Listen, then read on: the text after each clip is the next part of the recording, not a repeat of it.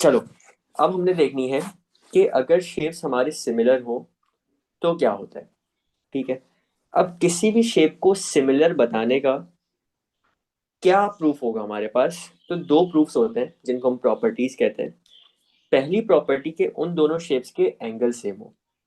अच्छा, by the way, similar कहते किस चीज को है? जो चीज आपकी दिखने में सेम हो। अब वो बड़ी भी हो सकती है, वो छोटी भी हो सकती है, बस दिखने में सेम होनी चाहिए। तो आप क्या कहते हो कि वो शेप आपका सिमिलर है। सिमिलर का प्रूफ सबसे पहला, आपके दोनों शेप्स के एंगल सेम होने चाहिए। अब ये हम कैसे बताएंगे? इसके लिए हम लोगों ने यहाँ पे तीन क्वेश्चन करने हैं। देखो, सबसे पहले एक यहाँ पे फिगर एक दी हुई है जिसमें तीनों साइड्स 15 के बराबर है। अच्छा, अगर तीनों साइड इक्वल है तो ये ट्रायंगल कौन सा बन जाता है? ये ट्रायंगल बन जाता है इक्विलेटरल। और इक्विलेटरल का एक ट्रायंगल कितने डिग्री होते हैं? 60। फिर 60 और फिर 60। तो ये टोटल कितना बन जाता है? 180। अच्छा, जरा राइट साइड वाली फिगर पे आओ। उसके राइट साइड वाली फिगर पे अगेन एक साइड 40, दूसरी साइड 40, तीसरी साइड 40, तीनों साइड है 40 40 40 है। यानी ये कौन सा ट्रायंगल है? ये आपका इक्विलेटरल ट्रायंगल है। और इक्विलेटरल ट्रायंगल में तीनों एंगल्स आपके इक्वल होते हैं। तो हम लोगों का फिगर वन में तीनों एंगल इक्वल, और फिगर टू में तीनों एंगल इक्वल। तो क्या दोनों के एंगल सेम है? 60 60 60 और 60 60 60। तो हम ऐसे केस में ये कहते हैं कि ये दोनों शेप्स हमारे सिमिलर हैं। ठीक है। अच्छा, आगे आ जाओ। सेकंड क्वेश्चन में हमें एक एंगल दिया हुआ है 60 डिग्री। एक साइड दी हुई है 4, एक साइड दी हुई है 4। अच्छा, दो साइड सेम है, ये साइड और ये साइड सेम है। इस साइड के सामने वाला एंगल और इस साइड के सामने वाला एंगल, ये एंगल तो यार इक्वल होगा। ये एंगल निकलेगा कैसे? हम लोग सिंपली करेंगे ये 180 में से पहले तो 60 डिग्री माइनस करेंगे। क्यों? क्योंकि देखो हमारे पास ये ऊपर वाला एंगल कितना है? 60 डिग्री। तो 180 माइनस 60 डिग्री कितना होता है? 120 डिग्री। और हमने 120 डिग्री को दो इक्वल हिस्सों में डिवाइड करना है। यानी 120 को जब डिवाइड बाई 2 करेंगे तो आंसर कितना आ जाएगा? 60 डिग्री। तो ये आपका एंगल 60 डिग्री, ये एंगल आपका 60 डिग्री। तीनों एंगल इक्वल आ गए। अच्छा, मुझे बताओ, अगर ये साइड 4 है, ये साइड 4 है, तो ये तीसरी वाली कितनी होगी? ये भी आपकी 4 होगी। तीनों एंगल इक्वल होने का क्या मतलब है? तीनों साइडें भी इक्वल होती हैं। और हमारा आइसोसेलेस ट्रायंगल से कौन सा ट्रायंगल बन गया? ये इक्विलेटरल। एक चीज याद रख लो, इस तरह के क्वेश्चन तुम्हें पास पेपर में दिखेंगे। जैसे ये मैंने बनाई है ना फॉर्मेशन, एक एंगल गिवन है और उसके साथ दो साइडें सेम है। ये एक प्रॉपर्टी है हमारी, प्रॉपर्टी कह लो या अनस्पोकन रूल कह लो इसको। वो ये कि अगर तो आपका एक आइसोसेलेस ट्रायंगल है जिसकी दो साइडें इक्वल है और उसका एक एंगल कोई 60 है। मैं ये कह रहा हूँ कि अगर दो साइडें आपकी कोई भी इक्वल है और उसका कोई भी एक एंगल हमारे पास गिवन है, ये अगर गिवन है या ये गिवन है या गिवन है, कोई भी एक एंगल 60 गिवन है, तो ये आइसोसेलेस ट्रायंगल ऑटोमेटिकली हमारा इक्विलेटरल ट्रायंगल बन जाता है। ये हर दफा होगा। ये अनस्पोकन रूल है। ये आज के बाद तुम लोग रट लो, इस तरह के पास पेपर में भी क्वेश्चन तुम लोग को देखेंगे। और ये हमें पास पेपर में कोई चीज समझ नहीं आएगी। अच्छा, यहाँ पे तीनों एंगल 60 60 60 है। जरा इधर आ जाओ। यहाँ पे एक एंगल 60 डिग्री है, एक साइड 60 है, एक साइड 60 है। दो साइड 60 है का क्या मतलब है? आइसोसेलेस ट्रायंगल है। और आइसोसेलेस ट्रायंगल में अभी मैंने तुम लोग को एक बात बोली कि अगर एक एंगल 60 हो जाए तो ये ऑटोमेटिकली इक्विलेटरल ट्रायंगल बन जाता है। यानी बाकी के एंगल्स भी क्या आएंगे? 60 60 60 आएंगे। और ये साइड कितनी होगी? ये साइड भी आपकी 6 होगी। तो यार, इधर भी एंगल आपके 60 60 60 है, इधर भी आपके एंगल 60 60 60 है। तो हम ये बोलेंगे कि ये वाला शेप हमारा क्या है? ये वाला शेप भी हमारा सिमिलर है। ठीक है। अच्छा, थर्ड क्वेश्चन पे आ जाओ। उसके थर्ड क्वेश्चन में हमें एक फिगर दी हुई है जिसमें एक एंगल है 55, एक एंगल है 45। यार, इसका तीसरा एंगल निकाल लेते हैं पहले, फिर आगे बात कर लेते हैं। ये कितना आएगा? 45 प्लस 5 आपका होता है 50, और 50 प्लस 50 होता है 100। 180 में से 100 जाएगा तो 80 डिग्री बचता है। ये आपका 80 डिग्री आ जाएगा। अच्छा, दूसरी फिगर में एक एंगल है 45, एक एंगल है 80। तीसरा एंगल निकाल लेते हैं पहले, फिर आगे की बात कर लेते हैं। तो 80 प्लस 40 कितना होता है? 120। और 120 प्लस 5 125। 180 में से 125 माइनस करेंगे तो ये आपका आता है 55 डिग्री। अच्छा देखो, हमने अभी सिर्फ क्या किया, एंगल निकाले। मुझे बताओ, जो एंगल्स इधर हैं वही एंगल्स इधर भी होंगे। हम्म अगर इधर 55 है, इधर भी 55 है, इधर 80 है, इधर भी 80 है, इधर 45 है, इधर भी 45 है। अगर तो हमारे तीनों एंगल्स इक्वल हो दोनों फिगर्स में, तो ये शेप हमारा क्या बन जाता है, ये शेप हमारा सिमिलर बन जाता है। तो किसी भी शेप को अगर प्रूफ करना है, अच्छा पहली बात, हमारे मेंसुरेशन के चैप्टर में प्रूफ करना नहीं आएगा कि प्रूफ कर दो कि आपका ये शेप और ये शेप सिमिलर है, ऐसा नहीं होता। ठीक है, हमें बस पहचान हमें बता देगा क्वेश्चन में कि आपकी ये फिगर और ये फिगर सिमिलर है, और वो वर्ड क्या बोलेगा, these two shapes are geometrically similar. तो समझ जाना कि आगे हमने अब क्या काम करना है। लेकिन अभी तुम लोगों को मैं आइडेंटिफिकेशन सिखा रहा हूँ, ठीक है। तो ये आपके तीनों के तीनों शेप्स हमने प्रूव कर दिए कि सिमिलर है। अच्छा एक चीज, आगे वाली प्रॉपर्टी पे चलने से पहले यार मुझे बताओ, एक बड़े इंपॉर्टेंट कॉन्सेप्ट वो ये, और इस कॉन्सेप्ट को हम समझेंगे हाइलाइटर से। एक मिनट रुको। अगर मैं यहाँ पे ये हेलो हेलो कह रहा हूँ मैं अगर मैं येलो हाइलाइटर से मार्क करूँ, मुझे बताओ, ये जो अभी मैंने इधर लाइन हाईलाइट की है, इस शेप में इधर कौन सी लाइन होगी, वो इस शेप में ये वाली लाइन होगी, ऐसा ही है।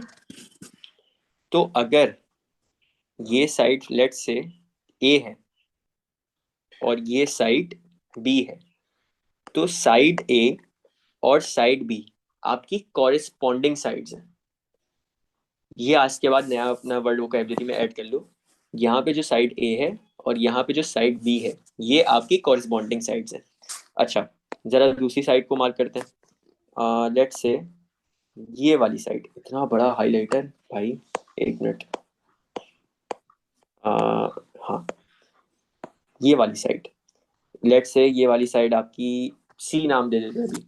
साइड सी की कॉरेस्पॉन्डिंग साइड कौन सी होगी, ये इधर वाली। ठीक है, अगर आपकी ये साइड सी है और ये साइड डी है, तो साइड सी और डी आपकी कॉरेस्पॉन्डिंग है। अच्छा, थर्ड पे आ जाओ। थर्ड को भी पहले छोटा कर लेते हैं। हाँ, ये वाली साइड, रेड हाइलाइटर दिख रहा है तुम लोगों को? हाँ मुझे दिख रहा है। तो ये वाली आपकी जो ऊपर मैंने रेड से मार्क की, नहीं यार रेड अच्छा कलर नहीं आ रहा, कोई और ले लेते हैं, फजूल में मसला होगा बाद में। येलो वाइट कर लेते हैं। ये जो वाइट से मैंने हाईलाइट की है, इसकी कॉरेस्पॉन्डिंग लेंथ कौन सी होगी, ये वाली।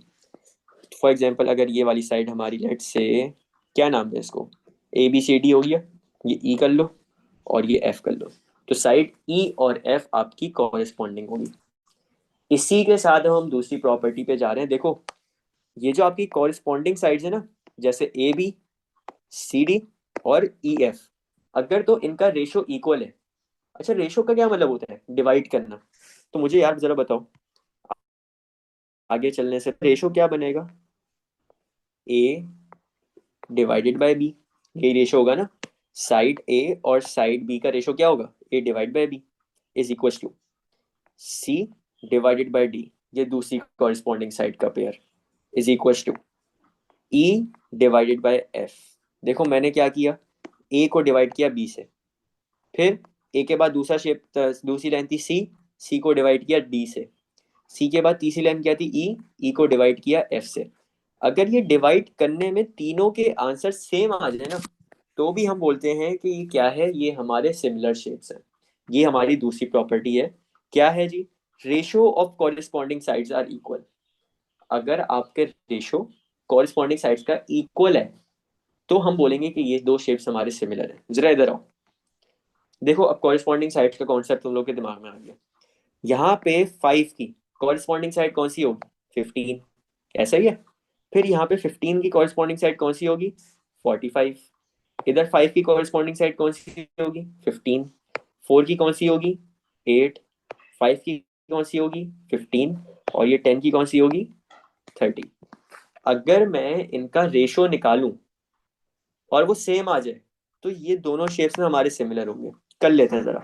सबसे पहले बात करते हैं 5 की। ये कौन सा वाला 5 पे किया मैंने, ये वाला। इसकी कॉरेस्पॉन्डिंग लेंथ कौन सी है, ये 15। 5 divided by 15 is equal to, दूसरी लेंथ में ले रहा हूँ ये 15, ये 15 ली है तो इसकी कॉरेस्पॉन्डिंग साइड कौन सी है 45 इज इक्वल टू, तीसरी लेंथ ले रहा हूँ मैं 5, 5 की कॉरेस्पॉन्डिंग लेंथ कौन सी है 15 इज इक्वल टू, फिर मैं ले रहा हूँ 4, 4 की कॉरेस्पॉन्डिंग साइड कौन सी है 8 इज इक्वल टू 5, 5 की कौन सी लेंथ है कॉरेस्पॉन्डिंग 15, और लास्ट में 10 की कौन सी कॉरेस्पॉन्डिंग लेंथ है 30। यार अब जब मैं इनको सिंप्लीफाई करूँ ना तो लाजमी लाजमी मेरे आंसर सबके सेम आने चाहिए। 5 1 जा 5, 5 3 जा 15, 5 1 जा, सॉरी एक मिनट, 15 1 जा 15, 15 3 जा 45, 5 1 जा 5, 5 3 जा 15, 4 1 जा 4, 4 2 जा 8, 5 1 जा 5, 5 3 जा 15, जीरो से यहाँ जीरो कैंसिल, तो हमारे क्या आंसर आ रहे हैं 1/3 is equal to 1/3 is equal to 1/3 is equal to 1/2 is equal to 1/3 is equal to 1/3। यार एक मसला आया, ये 1/2 एक बीच में घुस गई फजूल में, अगर तो ये 1/2 यहाँ पे ना होती तो ये देखो सारे 1/3 आ रहे, तो हम बोल देते कि ये शेप हमारा सिमिलर है, लेकिन अभी एक लेंथ 1/2 डिफरेंट आ गई ना, तो अब ये शेप्स हमारे सिमिलर नहीं है, हम यहाँ पे बोल देंगे कि दी शेप्स आर नॉट सिमिलर, ये शेप्स हमारे सिमिलर नहीं है। ठीक है, ये है हमारे दो रूल्स कि एक शेप को हम सिमिलर कब कहते हैं। पहला बड़ा आसान है कि सारे एंगल इक्वल हैं तो शेप आपका सिमिलर है। दूसरा आपको रेशो निकाल लो कॉरेस्पॉन्डिंग लेंथ का, कॉरेस्पॉन्डिंग लेंथ का मैं तुम लोग को कॉन्सेप्ट बता दिया। अब जरा आगे आओ, जरा इस शेप को बता देते हैं कि ये क्या हमारा सिमिलर है या नहीं है। तो 10 से शुरू कर रहे हैं, 10 की कॉरेस्पॉन्डिंग लेंथ कौन सी होगी 20, तो 10 divided by 20 is equal to, 8 की कॉरेस्पॉन्डिंग लेंथ कौन सी होगी 16, 8/16 इज इक्वल टू 15 की कॉरेस्पॉन्डिंग लेंथ कौन सी होगी 30 इज इक्वल टू 5 की कौन सी होगी 10, तो जीरो से जीरो कैंसिल। ठीक है, 8 1 जा 8, 8 2 जा 16, 15 1 जा 15, 15 2 जा 30, 5 1 जा 5, 5 2 जा 10। आंसर क्या आ रहा है 1/2 is equal to 1/2 is equal to 1/2 is equal to 1/2, सारे सेम आ रहे, तो हम अब बोलेंगे कि ये शेप्स, हाँ ये शेप्स हमारे सिमिलर हैं। अब तुम लोग को देखो प्रूफ करना आ गया, मेंसुरेशन के चैप्टर में प्रूफ करना नहीं आता, ठीक है, वो आपको कभी ये नहीं बोलेगा मेंसुरेशन के चैप्टर में कि इन दो शेप्स को प्रूफ कर दो कि ये सिमिलर है या नहीं है। आपको क्वेश्चन में बोलेगा कि these two shapes are geometrically similar. अब आपका आगे क्या काम है, देखो अगर तो दो शेप्स आपके सिमिलर हैं तो क्या क्या चीजें आपको निकालने को आ सकती हैं। सबसे पहले साइड्स, साइड्स कैसे निकालोगे, रेशो रख के। रेशो कैसे रख के, यार मुझे बताओ, ये ऊपर वाला जो क्वेश्चन था यहाँ पे लेट से मेरे पास ये 10, ये 15 वैल्यू नहीं गिवन, और यहाँ पे मेरे पास ये 20, ये 30 और ये 10 वैल्यू नहीं गिवन, तो क्या करते हैं देखो, ये 8 की कॉरस्पॉन्डिंग लेंथ कौन सी है 8 डिवाइडेड बाय 16, क्या करते हैं 8 divided by 16 is equal to, ये 5 की कॉरस्पॉन्डिंग लेंथ कौन सी है 5 की कॉरस्पॉन्डिंग लेंथ ये अननोन है, फॉर एग्जांपल यही लेंथ ढूंढनी होती, तो is equal to 5/x, x को सब्जेक्ट बना लो। ये सबसे पहला काम होगा आपका लेंथ ढूंढने का, सबसे आसान काम। बाकी की दो चीजें करते हैं। दूसरा होता है आपका एरिया, क्या है कि अगर आपके दो शेप्स ज्योमेट्रिकली सिमिलर हैं, आपने एरिया 1 डिवाइडेड बाय एरिया 2 करना है। फॉर एग्जांपल इस शेप का कुछ एरिया होगा, इस शेप का कुछ एरिया होगा, इस एरिया को डिवाइड करोगे इसके एरिया से, इज इक्वल टू रख दोगे दो कॉरिस्पॉन्डिंग लेंथ्स के। देखो एरिया 1 फॉर एग्जांपल 50 है, मैं ऐसी रैंडम फिगर्स दे रहा हूँ, कोई इसके पीछे कोई वजह नहीं है, और ये 100 है, तो हम क्या करते हैं, एरिया 1 था 50 डिवाइडेड बाय एरिया 2 कितना था 100 इज इक्वल टू, अच्छा बात सुनो, लेंथ क्या ले, लेंथ कोई भी ले सकते हो जो भी गिवन हो, बस शर्त ये कॉरिस्पॉन्डिंग होनी चाहिए। फॉर एग्जाम्पल अगर मैं ये 5 ले रहा हूँ तो क्या मैं ये 16 ले सकता हूँ, नहीं ले सकता। क्या मैं ये 20 ले सकता हूँ, नहीं ले सकता। क्या मैं ये 30 ले सकता हूँ, नहीं ले सकता। वजह क्या है, कॉरिस्पॉन्डिंग लेंथ लेनी है। ये 5 की कॉरिस्पॉन्डिंग लेंथ कौन सी है 10, तो इज इक्वल टू 5/10, और हम इन दोनों को स्क्वायर कर देंगे, क्योंकि एरिया क्या मतलब होता है एरिया का यूनिट क्या है? स्क्वायर का। तो हम लेंथ को क्या कर देंगे? लेंथ को स्क्वायर कर देंगे। वॉल्यूम में भी यही काम होगा। अच्छा देखो, वॉल्यूम और मास दोनों को एक ही तरह ट्रीट करते हैं। अगर तो वॉल्यूम लिखा हो तो वॉल्यूम 1 डिवाइड बाय वॉल्यूम 2 कर देना। अगर मास लिखा हो तो मास 1 डिवाइडेड बाय मास 2 कर देना। तो यहाँ पे वॉल्यूम निकालने के लिए क्या करेंगे? Volume 1 divided by volume 2 is equal to, again corresponding length लेंगे। पहले शेप 1 की लेंगे कॉरेस्पॉन्डिंग लेंथ, उसको डिवाइड करेंगे शेप 2 की कॉरेस्पॉन्डिंग लेंथ से, और उस पूरी चीज को हम क्या कर देंगे? क्यूब, क्योंकि वॉल्यूम का सेंटी यूनिट क्या होता है? क्यूब होता है। अच्छा एक चीज, क्या वॉल्यूम 3D शेप में होता है? सॉरी, क्या वॉल्यूम 2D शेप में आ सकता है? वॉल्यूम 2D शेप में नहीं होता। वॉल्यूम आपका सिर्फ और सिर्फ 3D शेप्स में एग्जिस्ट करता है। तो जहां पे आपके 3D शेप्स होंगे वहां पे आपके पास चांस है कि वॉल्यूम आपसे पूछ लिया जाए। ठीक है। और क्या आपका एरिया 2D शेप में टेस्ट हो सकता है? एरिया 2D शेप में टेस्ट हो सकता है। वजह क्या है? क्योंकि 2D शेप्स का ही एरिया निकाला जाता है। ठीक है। क्या एरिया आपका 3D शेप का निकाला जा सकता है? निकाला जा सकता है। क्या कहते हैं उसको? टोटल सरफेस एरिया कहते हैं। ठीक है, दोनों में फर्क है ये। तो अब याद कर लो ये तीन दो चीजें। सबसे पहला आपका एरिया निकालने को आ सकता है, दूसरा आपका वॉल्यूम निकालने को आ सकता है। ये सबसे आसान तरीन चीजें हैं, ये आपके इजी मार्क गेनिंग चीजें होती है मेंसुरेशन में। बस हमारी अगर अंडरस्टैंडिंग हो ना, तो फिर ये हमारा ये लास्ट पार्ट मेंसुरेशन का बड़ा इजी है। और यहाँ पे मैंने साइड में लिख भी दिया था कि length 1 and length 2 are ratios of corresponding side. Ratio का यार मतलब होता है डिवाइड करना। ठीक है। फॉर एग्जाम्पल अगर लिखा हुआ है 4/3, तो हम इसको रेशो में किसने लिखते हैं? 4:3। तो जहाँ रेशो दिख गया इसका मतलब है डिवाइड करना है किसको? कॉरेस्पॉन्डिंग लेंथ को, दो डिफरेंट शेप्स की। ठीक है।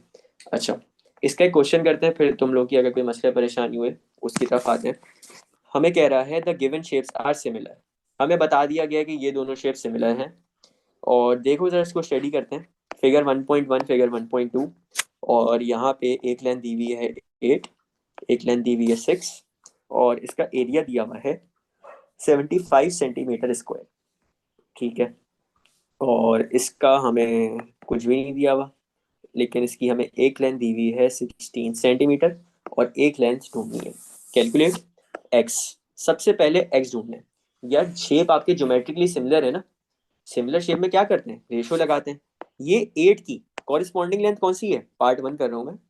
8 की कॉरेस्पॉन्डिंग लेंथ कौन सी है? 16। ये 8 रहा, ये 16 रहा, ये दोनों लेंथ्स आपकी कॉरेस्पॉन्डिंग है। 8 डिवाइड बाई 16 किया इज इक्वल टू, ये 6 की कॉरेस्पॉन्डिंग लेंथ कौन सी है? ये 6 की कॉरेस्पॉन्डिंग लेंथ ये वाली एक्स है। तो 6 डिवाइडेड बाय एक्स। सिंप्लीफाई कर लो यार इसको। 8 1 जा 8, 8 2 जा 16। तो एक्स की वैल्यू आपकी हो जाएगी 6 मल्टीप्लाई बाय 2, और आंसर आ जाएगा कितना? 6 2 जा 12 सेंटीमीटर। ठीक है। अच्छा देखो हुआ क्या, ये मुझे बताओ 8 इधर आके क्या बन गया? 16। कैसे बना होगा? 8 को किस नंबर से मल्टीप्लाई किया होगा? 8 को मल्टीप्लाई बाय 2 किया होगा। इसी तरह अगर हमने ये 6 से इधर जाने, तो हमने ये 6 को मल्टीप्लाई बाय 2 कर दिया, तो हम कहाँ पे पहुंच गए? ये वाली लेंथ पे कितनी आ रही है? 12 सेंटीमीटर। पहला काम हो गया, 12 सेंटीमीटर। आगे आ जाओ। एरिया ऑफ फिगर 2, हमने इस फिगर का एरिया बताना है। अच्छा यार बात सुनो, मैंने ट्रिपीजियम ना जानबूझ के रखा है यहाँ पे। ट्रिपीजियम में हमारे पास दो लेंथ गिवन है, एक 16 है और एक 12 अभी हमने निकाली। हमने एरिया निकालना है। ट्रिपीजियम का एरिया का फॉर्मूला होता क्या है? Area is equal to 1/2 multiply by A plus B multiply by height.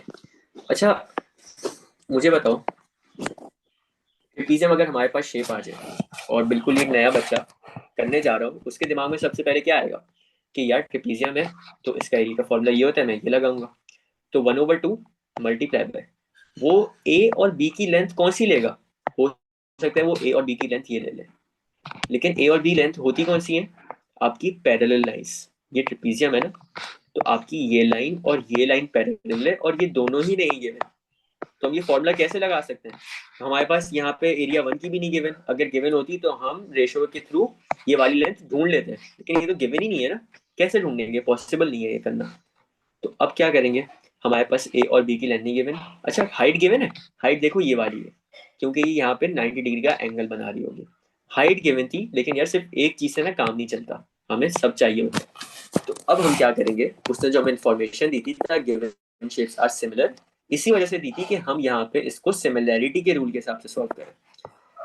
Part 2 क्या कहता है हमारे सिमिलैरिटी का रूल, कि एरिया 1 को डिवाइड करो एरिया 2 से, यानी इनका रेशियो लो। ये किसके इक्वल होगा, कॉरिस्पॉन्डिंग लेंस के स्क्वायर के, यानी L1/L2 के होल स्क्वायर के। एरिया 1, मैं फिगर 1 को शेप 1 ले रहा हूँ, इसका एरिया कितना है 75 ओवर, इसका एरिया मुझे नहीं मालूम, तो हम इसको क्या बोल देंगे, इसको x बोल देंगे, इज इक्वल टू लेंथ। अब कौन सी है, देखो कॉरिस्पॉन्डिंग लेंथ लेना, ये 16 की 6 की कॉरिस्पॉन्डिंग लेंथ कौन सी है 12, लेकिन मैं ये नहीं लूंगा, हो सकता है ये 12 हमने गलत निकाला, ठीक है। हम उस लेंथ की तरफ जाएंगे जो एग्जामिनर ने दी है, कौन सी दी हुई है 8 और 16, तो हम बोलेंगे कि 8 को जब 16 से डिवाइड करोगे ना, तो आपका ये होल स्क्वायर के बराबर होगा। अच्छा बात सुनो, ये मैं तुम लोग को रेशो में भी बताया था कि जब भी आपका अननोन वेरिएबल डिनोमिनेटर में हो, आप पूरा फ्रैक्शन फ्लिप कर दो। कैसे, एक्स ऊपर ले जाओ, ठीक है, ओवर 75 इज इक्वल टू 16/8 का होल स्क्वायर। ये काम करना है ताकि तुम लोग का फजूल का स्टेप बच जाए, ठीक है। तो अब सिंप्लीफाई कर लो, 8 1 जा 8, 8 2 जा 16, तो ये बल्कि यार स्टेप को ऊपर ही कर लेते हैं ना, हमने यहाँ इतनी लाइनें क्यों जाया करें यहाँ पे। 8 1 जा 8, 8 2 जा 16, तो आपका यहाँ पे क्या बचेगा 2/1 बचेगा, 2/1। तो यहाँ पे देखो 1 की तो वैसे ही कोई वैल्यू नहीं होती, खत्म हो गया, और 2 का स्क्वायर कितना होता है 4, तो x जो है आपका मल्टीप्लाई हो जाएगा, x जो है इक्वल टू आएगा आपके 75 मल्टीप्लाई बाय 2 स्क्वायर के, और 75 मल्टीप्लाई बाय 4 मेरे ख्याल से आंसर आता है 300 आता है, अगर गलत हो तो मुझे बता देना चैट पर। तो ये आपका आंसर आ जाएगा 300 सेंटीमीटर स्क्वायर। ये हमारा यहाँ पे काम हो गया किसका, एरिया निकाल लिया हमने शेप 2 का। अब देखो ये तो एक 2D शेप की एग्जांपल थी, ठीक है, वो कुछ भी दे सकते हैं, वो आपको एक ऐसा भी शेप दे सकता है जो आपने पढ़ा भी ना हो, लेकिन उस पे भी क्या लगेगा, ये सेम कॉन्सेप्ट लगेगा।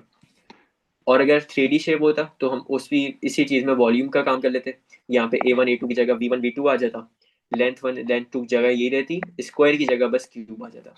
तो ये था हमारा मेंसुरेशन का लास्ट पार्ट, जो हमारा पास पेपर में साथ मिलके आता है।